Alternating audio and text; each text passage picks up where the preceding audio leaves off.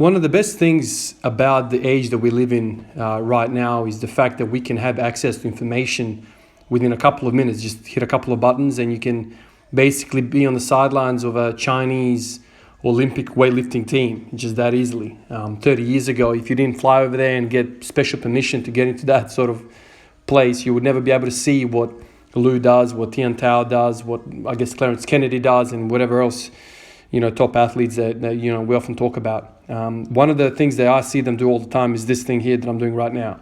I think this is called a oblique barbell side bends. So I've kind of seen people do this, but every time Chinese people do this, but every single time I've kind of looked up side bends, whether it be on YouTube or Google, often you see people say, stay away from it, stay away from it, stay away from it. And so I kind of did. And then last night, a few of you fellas said, why don't you try doing this? And I thought, well, I'm afraid of my spine, right? Because this is what people say, you're going to snap your spine up. And then kind of like that kind of stayed in my mind, did some more research. Then I saw the videos again of Lou and, the whole Chinese team doing this. And I thought, well, if the top guys are doing it, why can't I do it? Why can't I just start really, really, light and do it? And then the other thought came into my head, well, everyone says don't do sit-ups either. And I'm doing sit-ups. So there's a lot of information out there, but a lot of the information is false. I guess I want to say the word false. I guess there's a lot of advice out there that is kind of directed towards people that are just like day one in the gym. And so do you want somebody doing this day one in the gym? Probably not. But there's a lot of information out there that is not for me or for you or whatever your journey point is.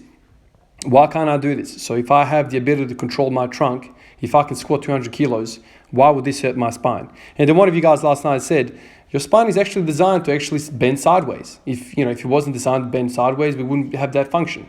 The matter is just how much do you load it? So anyway, so I was like, all right, let's give it a shot next time I go. So I went to the gym today. I ended up doing 5 sets of 30 reps total, which is basically 15 each side. And I can tell you it was a funky feeling. I don't think I've ever used that muscle before.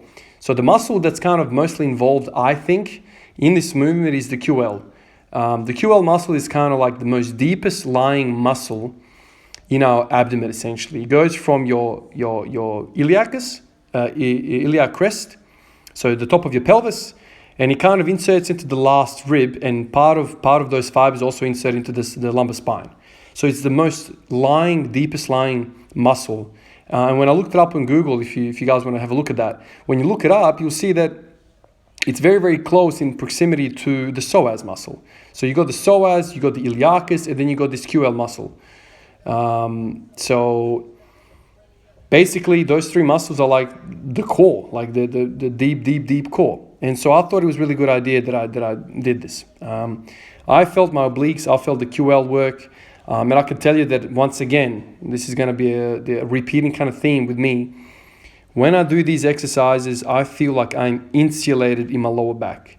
Felt really good. Like this 100 kilos that I'm showing you here, man, that felt so solid, so solid. So I haven't squatted anything proper heavy since the sickness. Today I managed to hit 200 kilos for one. I kind of had the sticking point, but my core was so confident. I had so much confidence in my trunk that I kind of stayed with it and I got 200 kilos. But it kind of, the bar of the speed wasn't exactly where I wanted. But anyway, like I've always said to you guys, my biggest concern is my core, my lower back. I don't want injuries. So this whole block that I'm doing now with just heavy attention to core is feeling fantastic. And I think this side bends is going to have a place. Today I also did the psoas curl, the seated psoas curl. I don't know what to call that thing, but I'm calling it the psoas curl. So I did the psoas curl and I did the side bends. So maybe that's going to be my little combo. One day I'll do psoas and QL kind of work. And also, I guess, obliques as well when you're doing the side bends. And then the following day I can do, my sit-ups, side planks, something like this. I'm trying to work it. Basically, I've got 4 now that are in my mind that are like really, really cool that I want to play with. How I'm going to go about them, I'm not sure. So this is 180 kilos. This gave me a lot of confidence to kind of put more weight on the bar. Really, really easy, really confident. My legs were pumped at this point. I think I've lost a bit of endurance in my legs. So but by the time I got to this level, I was like, okay, I'm feeling my legs, but my trunk was just solid, really, really solid. So I loaded up to 200. You'll see that like my positioning was good throughout, and then I guess my legs, it was kind of not too heavy, but it was fairly heavy for my legs. I think previously, if I didn't kind of concentrate on my core in the recent days, previously I would have dropped this because it's just way too slow. But my core stayed solid, straight the whole time. So I was kind of really good.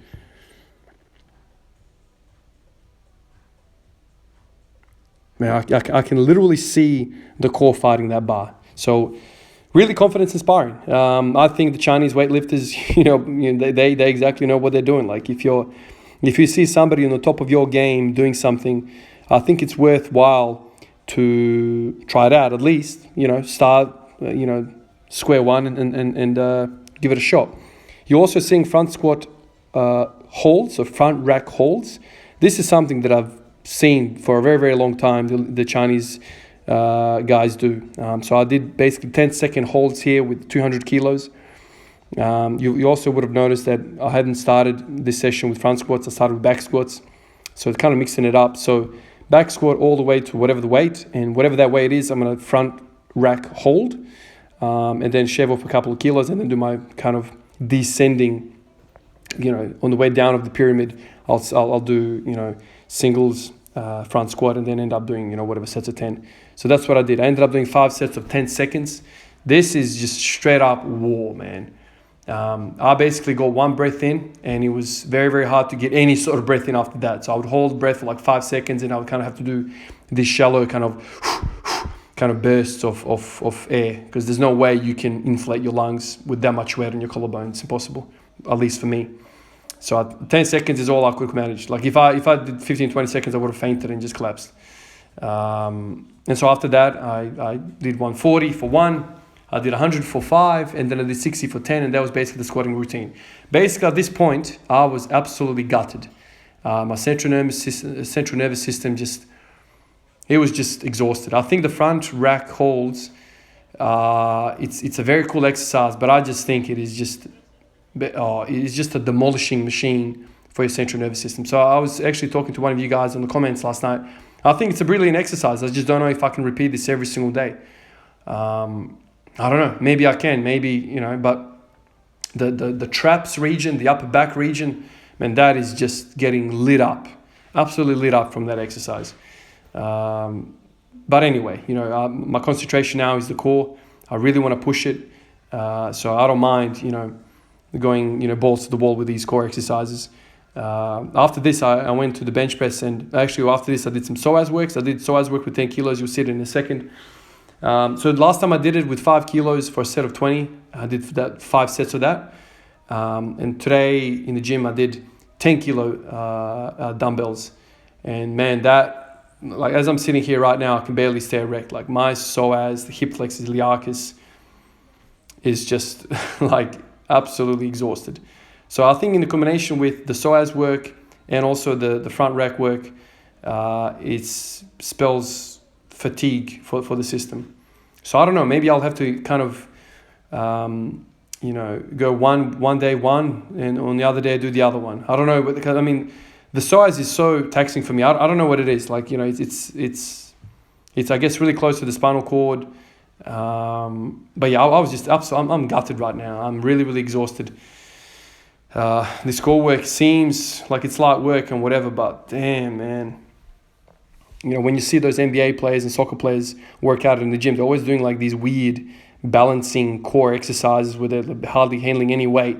I don't know whether you guys have seen what I'm talking about, but like you see these, top end trainers train these athletes, and they're always kind of doing core work. They're on Swiss balls, they're balancing this way, that way, rotational exercises.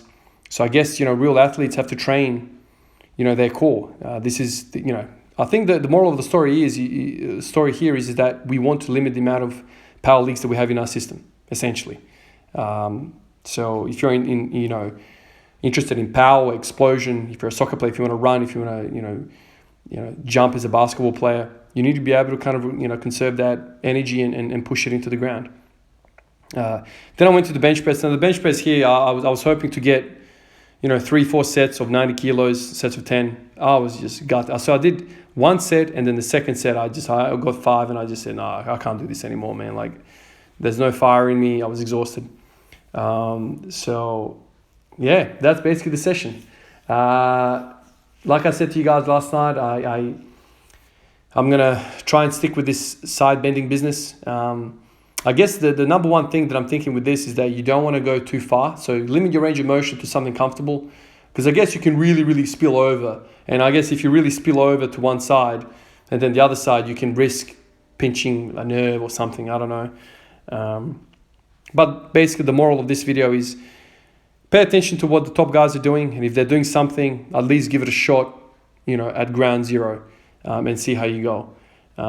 I mean, these guys are competing for gold medals. Would they be wasting their time with exercises that are not worthy? Probably not. These guys are surrounded by the top of the top. And so the advice they are getting is probably, beneficial. All right, guys, that's all I got for today. I will catch you tomorrow for another workout. Peace out.